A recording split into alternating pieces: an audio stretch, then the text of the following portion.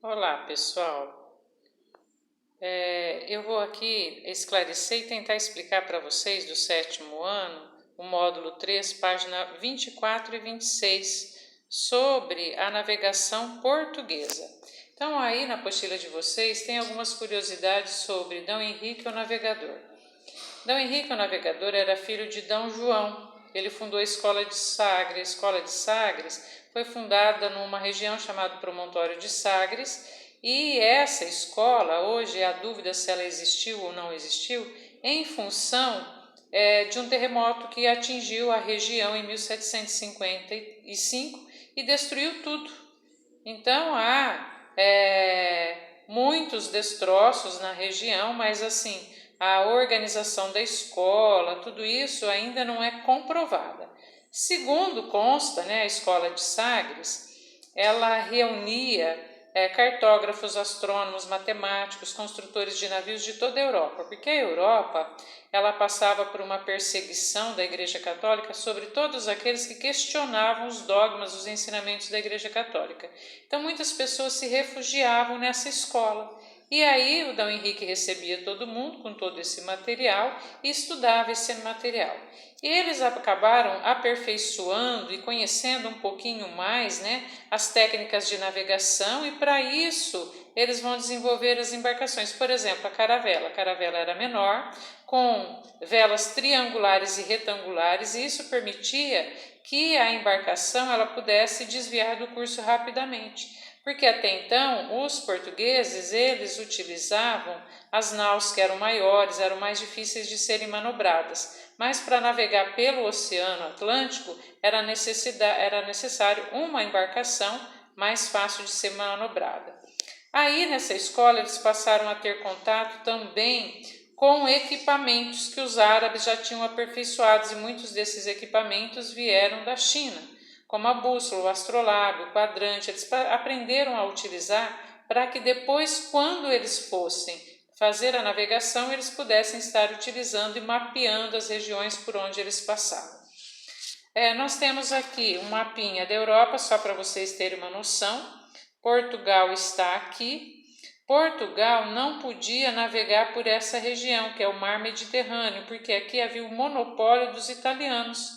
Os italianos controlavam e buscavam as mercadorias em alguns pontos, e essas mercadorias vinham das regiões das Índias. O que é a região das Índias? Arábia, Índia, China e Japão. Quais eram os produtos que aí existiam? Especiarias. As especiarias eram cravo, canela, pimenta, noz moscada, artigos que eles utilizavam para poder dar um sabor melhor aos alimentos. Então os portugueses eles resolvem buscar um caminho alternativo para chegar até as Índias. Eles vão fazer o contorno do continente africano. Os portugueses eles tinham condições para isso, por isso que eles foram os pioneiros. Os portugueses tinham a sua localização geográfica de frente ao Oceano Atlântico, eles tinham a Escola de Sagres, que localiza aqui, tinha um Estado unificado, tinha um rei forte, tinha apoio da burguesia. Tinha essa escola, então a experiência deles em navegação já começava a ser mais reestruturada e organizada. Então, os portugueses, a primeira conquista que os portugueses vão fazer vai ser Ceuta. Eles vão atravessar aqui o Estreito de Gibraltar, vem aqui e conquista Ceuta. Ceuta era uma importante cidade comercial. Os árabes traziam as mercadorias para cá e Ceuta redistribuía para todas as regiões. E os portugueses acreditavam que pegariam essas mercadorias e distribuiriam para todas as demais regiões. Só que quando os árabes perceberam que essa região foi dominada pelos portugueses, os árabes deixaram de abastecer essa região. Aí os portugueses vão continuar a navegação bem próximo ao litoral. Quando eles estavam no litoral e conquistavam regiões, eles foram construindo ao longo do litoral as feitorias. Feitorias, entrepostos comerciais ou armazéns, é um nome que se dá a essas construções aqui ao longo do litoral, galpões grandes. As mercadorias do interior do continente africano eram colocadas aqui, armazenadas. Quando viessem os navios os navios eram carregados e levavam para Portugal. Aqui tinha pimenta, tinha especiarias nessa região. Esses produtos eram vendidos e o lucro obtido era investido nas embarcações, era investido no próprio Portugal. As embarcações se perdiam muito, né? eram arriscadas, né? Essas viagens, por isso havia uma necessidade cada vez maior de construção das caravelas, das embarcações. Quando eles chegaram aqui no Cabo do Bojador, quem vai fazer isso vai ser o navegador Gil Eanes. Ele faz essa passagem aqui por volta de 1434. Foi uma conquista muito grande, que eles não conseguiam, né? Era difícil navegar aqui porque eles tinham que conhecer as correntes marítimas, eles tinham que conhecer os ventos, mas aí eles já estavam mais seguros, olha lá, de 1419 a 1434. Aí eles vão para o mar aberto.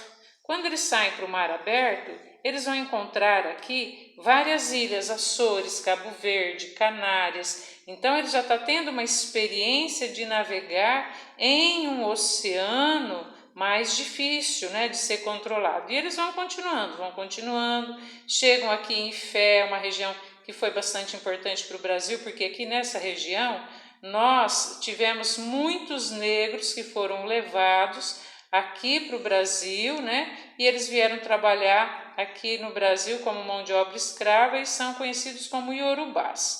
Descendo um pouquinho mais para baixo, a grande região de Guiné foi importantíssima para os portugueses. Por quê? Porque aqui na região da Guiné eles encontraram ouro e marfim, produtos de alto valor comercial. Levavam nas feitorias ao longo do litoral e essas mercadorias vinham aqui para Portugal.